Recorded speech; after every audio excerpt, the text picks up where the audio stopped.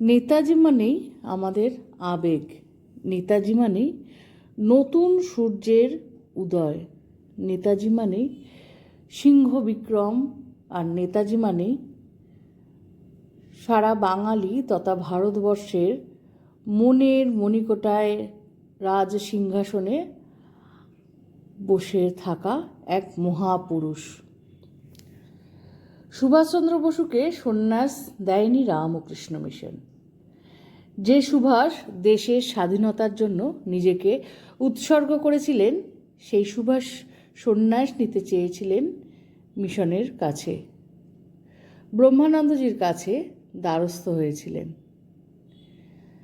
এই অংশটি আমি পেলাম একটি পোস্টে, সেখানে লেখা আছে সংগৃহীত, না পড়ে থাকতে পারলাম না। আমার কাছে এইটা যেরকম রোমাঞ্চকর লাগলো, আশা করছি যারা আমার সঙ্গে সঙ্গে শুনবেন তাদের কাছেও বেশ খানিকটা রোমাঞ্চিত লাগবে। সুভাষ যে সন্ন্যাসী হতে চেয়েছিলেন সেই তথ্য উঠে আসে রামকৃষ্ণ মিশনের ইতিহাসে। রামকৃষ্ণ মিশনের সন্ন্যাসী স্বামী নির্ভয়ানন্দজি জানিয়েছিলেন, সুভাষচন্দ্র ও নির্মল নামে দুই যুবক স্বামী ব্রহ্মানন্দজি মহারাজের সঙ্গে দেখা করে সন্ন্যাস নিতে চেয়েছিলেন। ব্রহ্মানন্দজি মহারাজ জানতে চান কেন তারা সন্ন্যাসী হতে চাইছেন। তখন তারা দুজনই জানিয়েছিলেন, স্বামী বিবেকানন্দের আদর্শে অনুপ্রাণিত হয়েই মিশনে সন্ন্যাসী হতে চান তারা।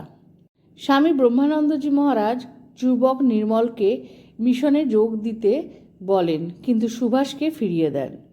সুভাষচন্দ্র বসু তিনি বলেছিলেন, তোমার জন্য মহান কর্মযজ্ঞ অপেক্ষা করছে।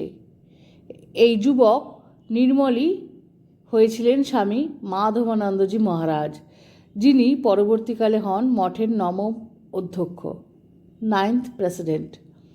আর নেতাজি সুভাষচন্দ্র বসু হয়ে ওঠেন কালজয়ী মহাকাল। নেতাজি সুভাষচন্দ্র বোস সন্ন্যাসী হতে চেয়েছিলেন। স্বামীজি লিখছেন, প্রত্যেক জীব শক্তি প্রকাশের একটি কেন্দ্র। পূর্বের কর্মফলে সে শক্তি সঞ্চিত হয়ে আছে। আমরা তাই নিয়ে জন্মেছি। গবেষক শঙ্করেশ প্রসাদ বসু তার সুভাষচন্দ্র বিষয়ক গবেষণা গ্রন্থে বলেছিলেন, তিনি সেই ক্ষণ জন্মা পুরুষ যিনি প্রথম জীবনে মোক্ষ মার্গের অনুসারী, পরে তাকে ত্যাগ করে পরিণত যৌবন থেকে ভারতীয় ইতিহাসে ধর্মমার্গী মহাবীর অর্জুনের ভূমিকা নিয়েছিলেন। তাঁর কাছে ভারতের ধর্মক্ষেত্র কুরুক্ষেত্রে কৃষ্ণের ভূমিকা নিয়েছিলেন স্বামী বিবেকানন্দ। স্বামীজির ত্যাগের মন্ত্রে সুভাষের জীবন উদ্বেলিত হয়ে উঠেছিল যুবা বয়সেই। কলেজ পড়তে পড়তেই মনে তোলপাড় আকুতি আর নয়, এবার বেরিয়ে পড়তে হবে গুরুর সন্ধানে। তাঁর বয়স যখন 17 বছর, তখন একটা অভাবিত ঘটনা ঘটে তার জীবনে। দূর সম্পর্কের এক আত্মীয় যুবক এসেছিলেন কটকে। সুভাষ একদিন গেলেন তার কাছে। যুবকটি ছিলেন স্বামী বিবেকানন্দের ভক্ত।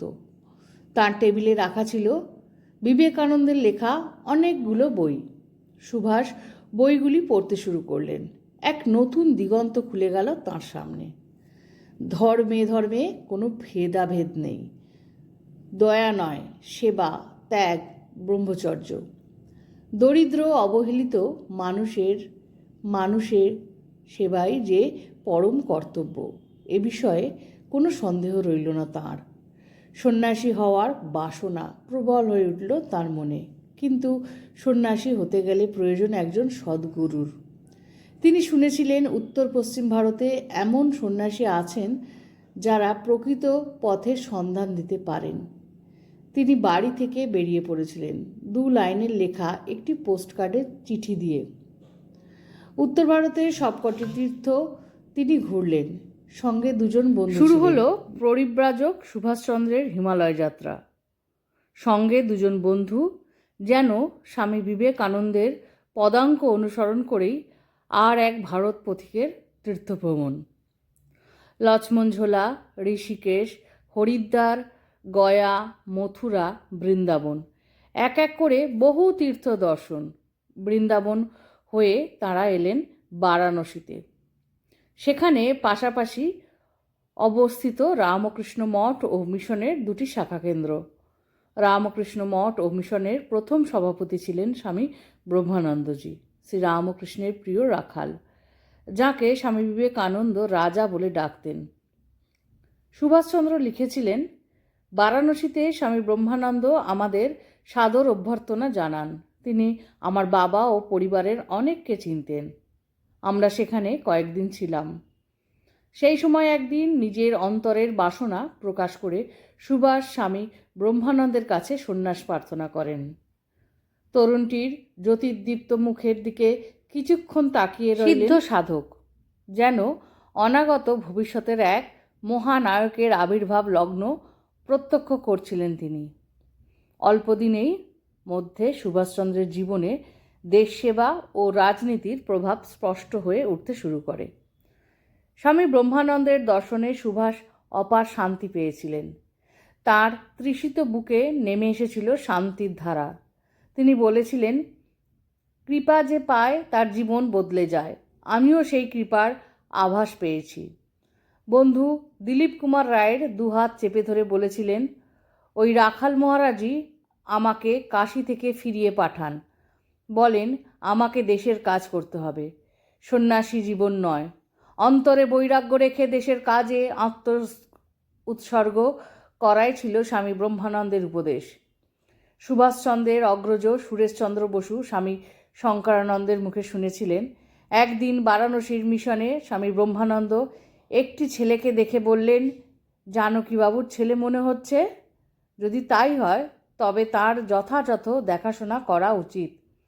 পরে তাকে ডেকে তিনি বললেন, তোমাকে আমাদের মতো সন্ন্যাস নিতে হবে না, দেশ তোমার কাছে অনেক কিছু প্রত্যাশা করে।